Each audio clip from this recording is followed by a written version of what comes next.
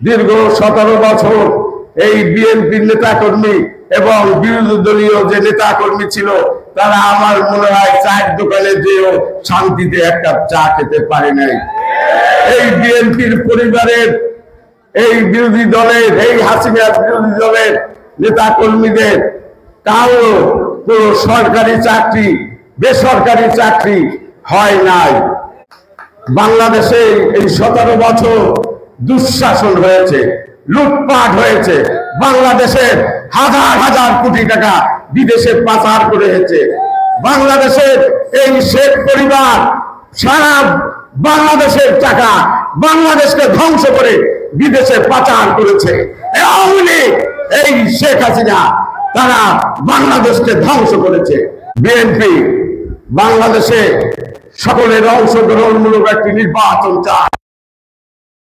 বাংলাদেশে রাজপথে যে 64টি দল ছিল তাদেরকে বিএনপি সরকার গঠন করতে চায়।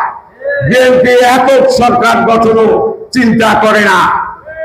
এদেশের মানুষ বিএনপিকে ভোট দিবে, এদেশের মানুষ ধানের শীষকে ভোট দিবে।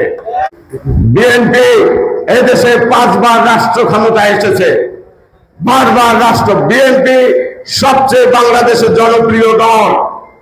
বিএনপি গণতন্ত্রে বিশ্বাস করে। বিএনপি ভোটের অধিকার প্রতিষ্ঠা করতে চায়। বিএনপি ভাতের অধিকার প্রতিষ্ঠা করতে চায়।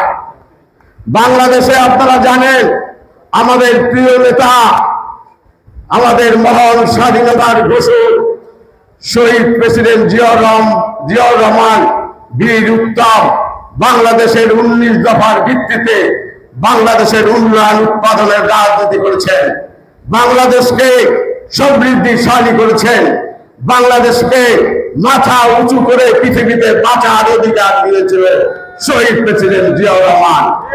আপনারা জানেন আমাদের প্রিয় নেত্রী, 3 বারের প্রধানমন্ত্রী দেশ নেত্রী বেগম খালেদা জিয়া বাংলাদেশের উন্নয়ন উৎপাদনের রাজনীতি করেছেন।